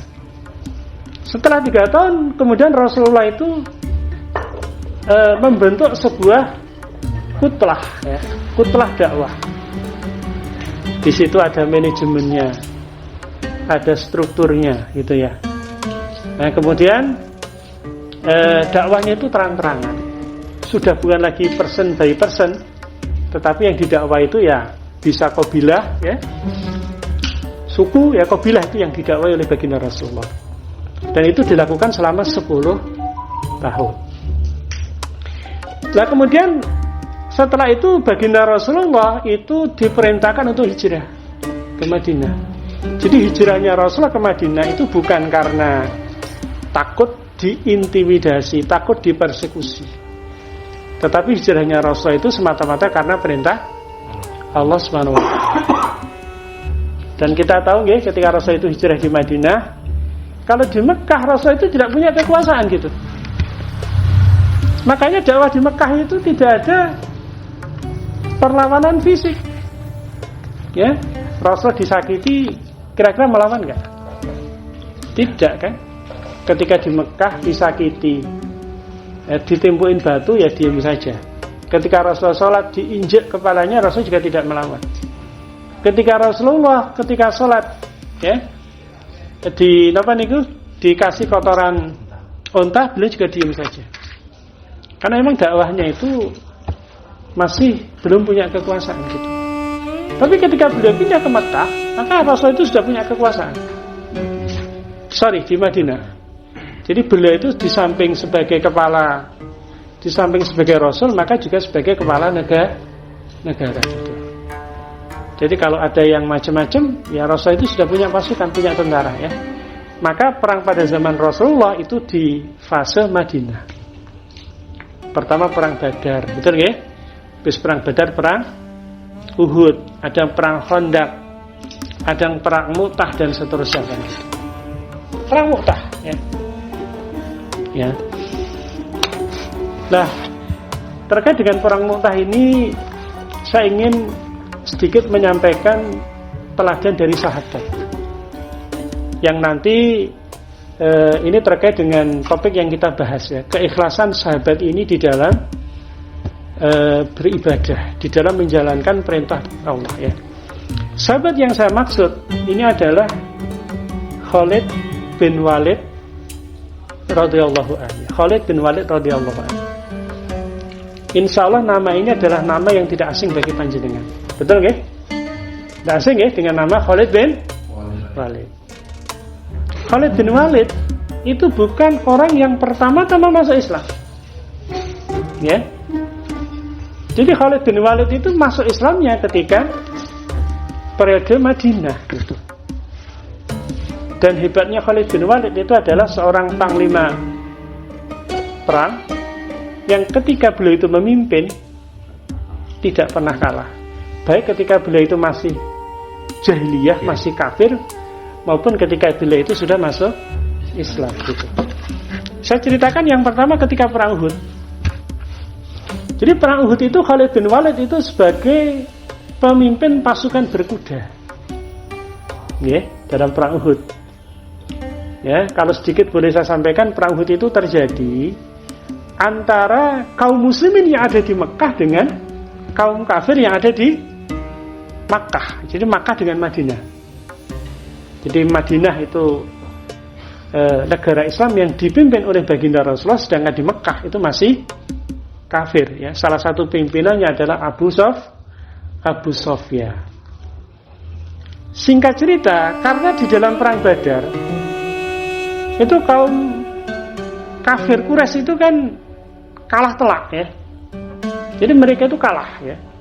Meskipun mereka itu jumlahnya berapa dalam perang Badar orang kafir Quraisy? Berapa jumlahnya? 1000. Melawan pasukan kaum muslimin yang hanya berjumlah 300, ya. Tapi ternyata Rasulullah dan kaum muslimin diberikan kemenangan oleh Allah Subhanahu wa taala.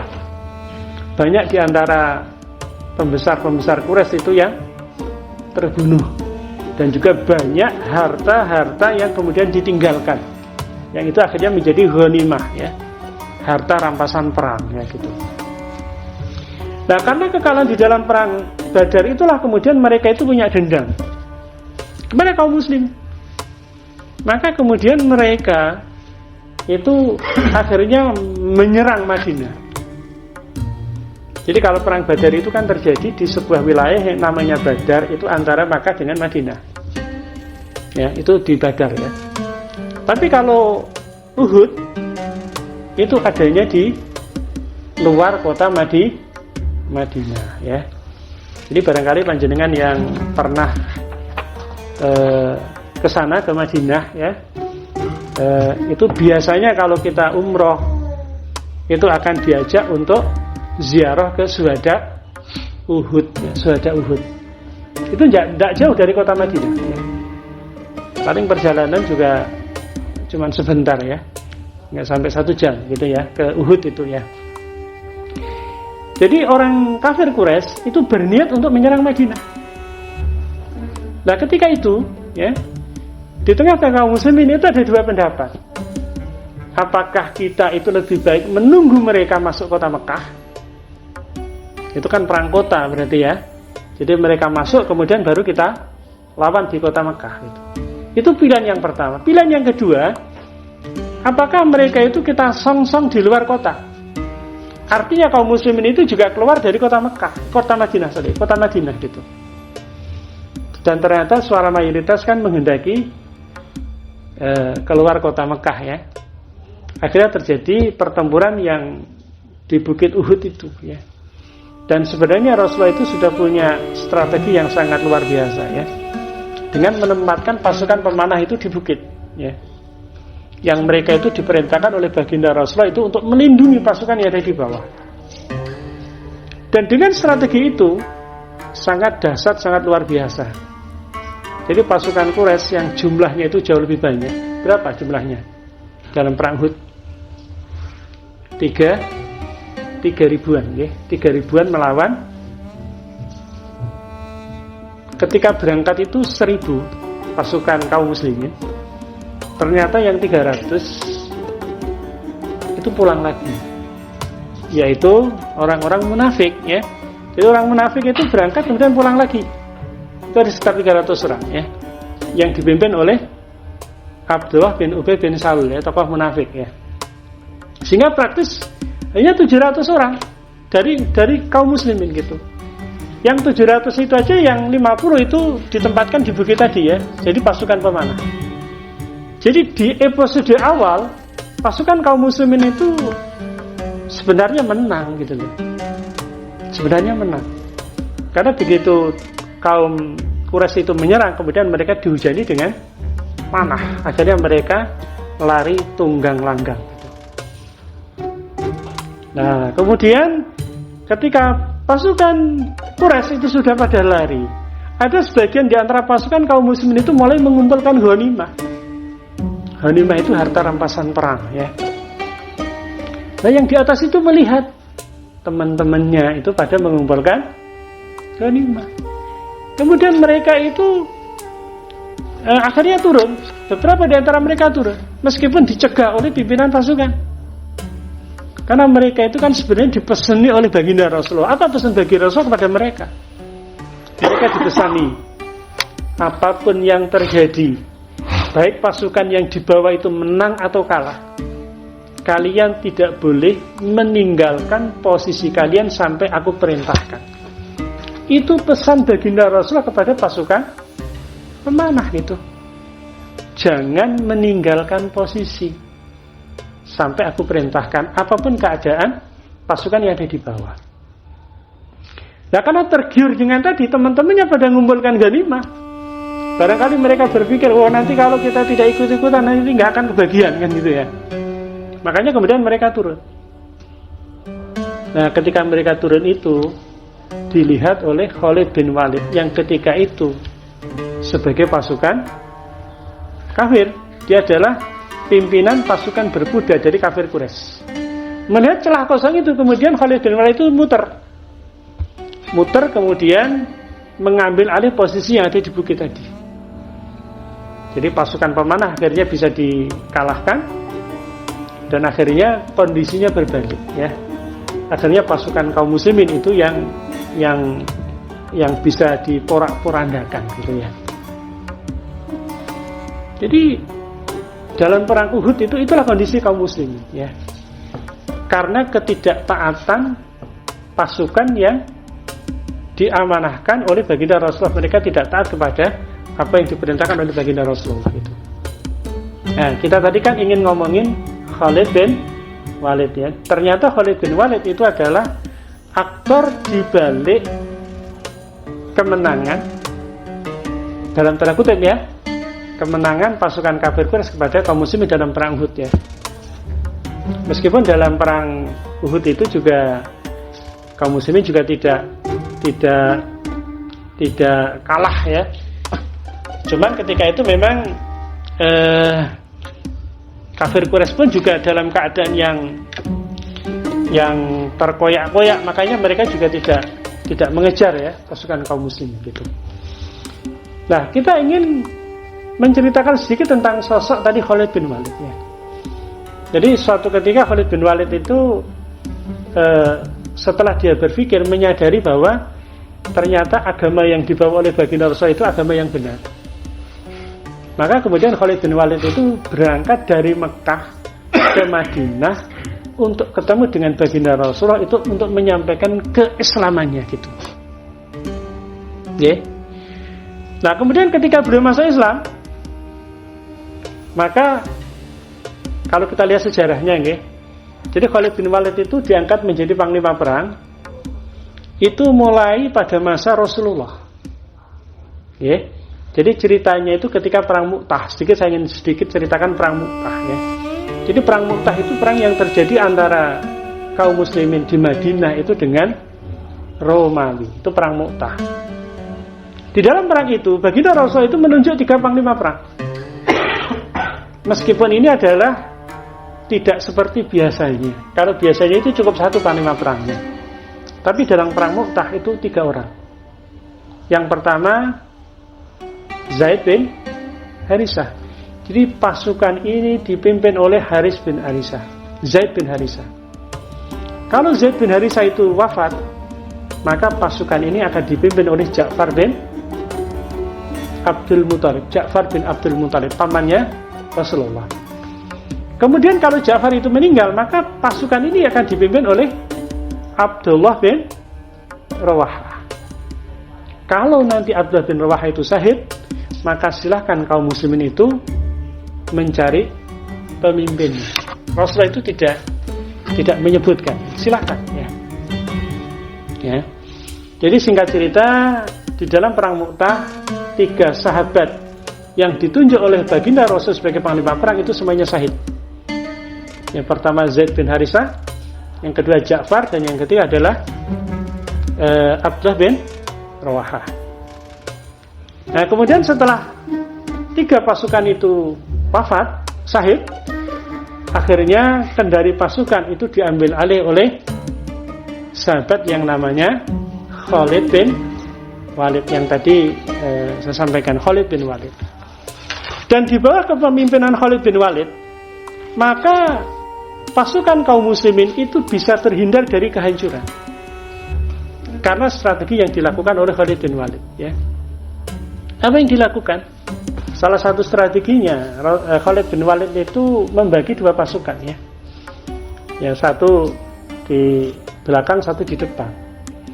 Nah, yang di belakang itu diminta untuk kuda-kudanya itu diikatkan pelepah kurma, ya. Nah, kemudian ketika kuda itu berjalan, maka pelepah kurma itu akan, apa kalau bahasa kita, ya, pasir itu kalau di apa itu? Ya, bleduknya kan banyak gitu. Nah, ternyata pasukan Romawi itu mengira kaum muslimin itu datang bantuan pasukan. Itu akhirnya yang membuat mereka itu ciut nyalinya gitu. Akhirnya mereka mundur. Ya, jadi tidak menyerang pasukan kaum muslimin karena menurut mereka pasukan kaum muslimin itu dapat tambahan pasukan yang jumlahnya cukup banyak. Sementara pasukan kaum muslimin juga tidak berani untuk mengejar gitu. Karena kondisinya juga sudah sangat payah itu, ya. Itu karena Khalid bin Walid. Sejak itulah kemudian karir Khalid bin Walid di dunia militer itu bersinar.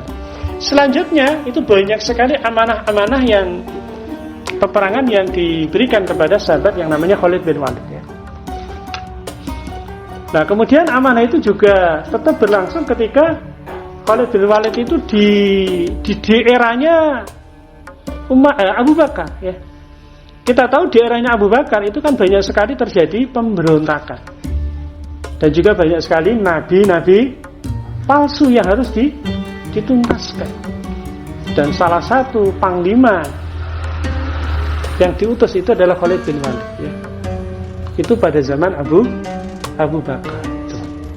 Cuman ketika pada masa Abu Bakar itu ada usulan dari sahabat Rasulullah yang mulia yang namanya Umar bin Khattab. Suatu ketika Umar bin Khattab itu menghadap Abu Bakar. Beliau mengatakan, wahai Amirul Mukminin, ya, aku mengusulkan, yang kalau bahasa kita, ya, Khalid bin Walid itu dipecat saja gitu, diganti dengan yang lain gitu. Karena ada sesuatu yang aku khawatirkan gitu. Karena setiap perang yang dipimpin oleh Khalid bin Walid itu kan menang terus, tidak pernah kalah gitu. Nah, Umar itu mengkhawatirkan nanti jangan-jangan ini akan merusak keimanan kaum muslimin. Kaum muslimin akhirnya itu tidak menjadikan Allah itu sebagai sandaran satu-satunya, tetapi menjadikan Khalid itu sebagai sandaran. Ketika perang dipimpin oleh Khalid, pasti menang gitu, ya. Jadi tawakalnya kepada Allah itu jadi kurang gitu. Itu yang dikhawatirkan oleh Umar. Makanya Umar itu mengusulkan kepada Abu Bakar itu untuk memberhentikan Khalid diganti dengan yang lain gitu. Tetapi Abu Bakar tidak mau. Abu Bakar mengatakan, pantang bagi saya untuk menyarungkan pedang yang sudah dihunus pada masa Rasulullah itu. Kan Khalid itu kan punya julukan. Julukannya adalah Saifullah, pedang Allah ya. Saifun min suyufillah ya. Pedang di antara pedang-pedang Allah gitu ya. Jadi Abu Bakar itu pantang untuk menyarungkan pedang yang dihunus ketika pada masa Rasulullah gitu. Makanya usulan Umar ditolak gitu. Sampai pada akhirnya di dalam perang berikutnya ya, perang apa itu ya Pak Tek ya? Di dalam perang melawan Romawi ya. Di dalam perang melawan Romawi. Ketika itu Abu Bakar itu mengirimkan 2 kelompok pasukan. Satu kelompok itu dikirimkan untuk berperang kepada Persia, untuk menaklukkan Persia yang dipimpin oleh Khalid bin Walid. Kemudian satu lagi dikirim ke Syam ya, untuk menaklukkan, untuk berperang dengan Romawi gitu. Nah ternyata pasukan yang dikirim ke Romawi itu merasa kesulitan untuk mengalahkan musuhnya. Sementara pasukan yang dipimpin oleh Khalid bin Walid yang ada di Persia itu mudah. Maka kemudian Abu Bakar itu nulis surat kepada Khalid bin Walid agar membantu saudaranya yang ada di Syam gitu ya. Akhirnya Khalid geser ya dari Persia ya. Persia itu kalau sekarang ya Irak itu ya, itu Persia ya, kemudian geser ke Syam gitu. Dan ketika itu di Syam itu salah satu pimpinannya itu adalah Sa'ad bin Ubadah ya, sahabat Rasul Sa'ad bin Ubadah. Dan ketika bercamuk perang, ternyata Abu Bakar itu dipanggil oleh Allah Subhanahu wa taala ya. Jadi ketika pasukan kaum muslimin itu ada di medan pertempuran ya, satu di Syam, satu di Persia tadi ya, Abu Bakar itu meninggal. Dan kemudian Abu Bakar diganti oleh Umar bin Khattab. Maka apa yang dilakukan oleh Umar? Maka kemudian Umar itu menulis surat. Yang surat itu ditujukan kepada Khalid. Apa isi surat itu? Isi surat itu adalah mengganti panglima perang dari Khalid bin Walid, diganti ke Sa'ad bin Ubadah. Jadi di saat karir-karirnya itu sedang bersinar ya. Kemudian ada surat dari Khalifah Umar bin Khattab yang isinya adalah memberhentikan, diganti dengan yang lain ya, diganti oleh sahabat yang lain yaitu Sa'ad bin Ubadah gitu. Ketika dapat surat itu, apakah kemudian Khalid itu ngelokro kalau bahasa kita ya, tidak bersemangat gitu ya? Khalid tetap bersemangat gitu ya. Ya tidak penting bagi beliau apakah dia jadi pimpinan pasukan, jadi panglima perang atau jadi prajurit biasa, itu tidak penting bagi beliau. Maka ketika itu beliau itu ditanya oleh sahabat yang lain gitu, wahai Khalid ya, kenapa engkau itu masih semangat berjihad, semangat berperang, padahal Khalifah telah memberhentikan engkau sebagai panglima perang gitu. Apa kata beliau? Beliau mengatakan, sesungguhnya aku berperang bukan untuk Khalifah Umar, tetapi aku berperang untuk Allah Subhanahu wa ta'ala, dan aku berperang untuk Islam gitu. Ini barangkali contoh konkret ya, niat yang ikhlas karena Allah ya. Jadi berperangnya Khalid bin Walid itu bukan karena Umar yang ketika itu sebagai khalifah, tetapi ikhlas karena Allah Subhanahu wa taala ya. Bukan karena Umar tetapi karena Allah gitu. Ini barangkali teladan yang bisa kita ambil gitu ya. Jadi kalau kita mungkin ya, kalau kita ya kita sudah berjuang mati-matian ya, kemudian di tengah jalan dicopot jabatan kita gitu ya. Mungkin kalau kita karena keimanan kita itu masih lemah ya, barangkali kita bisa berkurang semangatnya gitu ya. Tetapi karena Khalid ini adalah sahabat Rasulullah yang langsung digembleng oleh baginda Rasulullah, maka tentu keimanannya jauh dibandingkan dengan kita ya. Tidak ngaruh bagi beliau ya, apakah dia itu berjihad karena sebagai panglima atau dia berjihad sebagai prajurit biasa, itu tidak penting ya. Karena jihadnya itu semata-mata karena Allah Subhanahu wa taala gitu ya. Itu barangkali teladan yang bisa kita ambil dari sahabat Khalid bin Walid. Dan kalau kita mau mengkaji sirah sahabat, itu insya Allah banyak sekali ya keteladanan para sahabat ya. Jadi keikhlasan para sahabat itu banyak sekali gitu ya. Ya cuma tentu kalau kita bahas semuanya ya pasti akan membutuhkan waktu yang sangat panjang gitu ya. Itu barangkali terkait dengan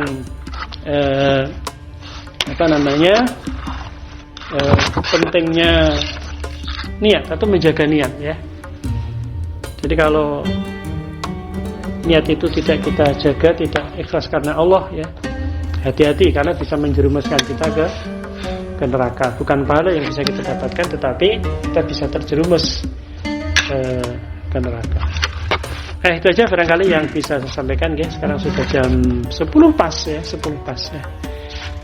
Jadi kita mulai jam 8:30 tadi kalau nggak salah ya, 1 jam setengah ya. Ya barangkali niku yang bisa saya sampaikan. Kalau ada yang mau didiskusikan monggo ya. Kita mencoba untuk mengelaborasi dari tema topik yang kita bahas tadi. Monggo kalau ada ya.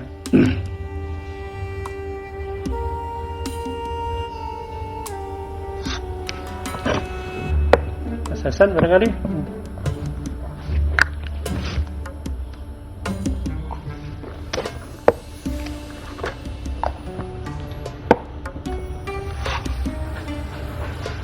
Mas Koko itu di mana? Di belakang. Mas Fardia barangkali konten, moga Mas Fardia, Mas Sidi, Pak Sungkono barangkali, Pak Tek, Pak Agus, ya, Pak Slamet, Pak Mas Wahyu, moga kalau ada yang mau didiskusikan. Silakan.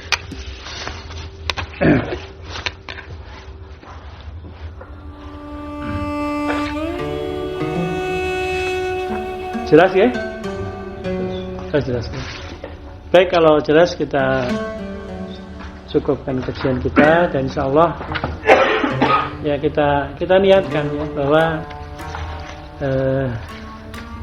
kajian kita ini bukan pertama dan yang terakhir ya. Insyaallah kita akan lanjutkan dengan tema-tema yang lain ya. Dan insyaallah kalau kita istiqomah bukan hanya kitab ini yang kita bahas ya. Jadi kita sudah siapkan kurikulum ya. Banyak sekali nanti kitab yang akan kita bahas sehingga bisa membentuk saksiah ya. Saksiah Islam atau kepribadian Islam gitu ya. Karena kalau kita lihat hari ini banyak sekali orang-orang yang mengaku Islam ya, tetapi akliyahnya atau pemikirannya itu jauh dari Islam gitu ya. Kita ambil contoh misalkan ada kan sekelompok orang yang misalkan menyerukan begini ya, menyerukan semua agama itu benar. Bahkan kita tidak boleh mengatakan bahwa agama Islam itu adalah agama yang paling benar gitu ya. Kira-kira itu akliyah yang Islam atau bukan itu? Bukan ya? Ya. Bahkan sekarang ini kalau ada orang yang mengatakan agamanya itu adalah agama yang paling benar, itu dicap sebagai radikal kan begitu ya. Ya. Padahal tuntunan Al-Quran, ya, agama yang benar itu ya Islam gitu. Yang lain itu keliru gitu. Yang bisa mengantarkan kepada surganya Allah itu ya Islam, bukan yang lain ya. Bahkan ada orang yang memberikan analogi, ini ya analogi ngawur ini ya. Agama ini seperti kita naik kendaraan. Ya, misalkan tujuan kita itu ke Jakarta. Ke Jakarta bisa naik sepeda motor, bisa naik bis, bisa naik kereta. Ujung-ujungnya kan nanti sampai juga ke Jakarta kan gitu ya. Ini analogi yang ngawur itu ya. Analogi yang ngawur ya. Tidak bisa dianalogikan begitu ya. Karena siapapun yang mengambil jalan selain Islam itu pasti tertolak. Pasti dia akan rugi ya. Tempatnya neraka itu. Hanya Islam lah ya yang benar. Ini contoh pemikiran ya. Contoh akliyah yang tidak bersumber dari Islam ya. Ada juga misalkan diakui atau tidak ya. Ya, sekuler ya, memisahkan antara agama dengan kehidupannya. Pernah nggak misalkan di masyarakat atau di kantor ya kita itu mendengar statement begini misalkan, jangan bawa-bawa agama kalau di kantor ya. Ya kalau agama itu adanya di masjid, adanya di musola ya. Ini juga bukan pemikiran Islam gitu loh. Itu sekuler seperti ini. Padahal Islam itu tidak bisa dipisahkan dari kehidupan. Bahkan Islam itu tidak bisa dipisahkan dari negara gitu ya.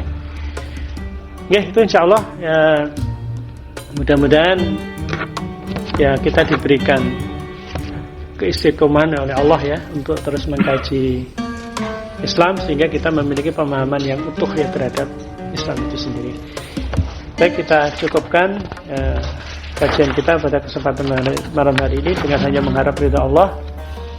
Kita tutup dengan istighfar dan doa kafaratul majelis. Astaghfirullahaladzim. Subhanakallahumma wa bihamdika asyhadu an la ilaha anta astaghfiruka wa atubu ilaik. Allahumma minkum bila taufiq wal hidayah. Wassalamualaikum warahmatullahi wabarakatuh.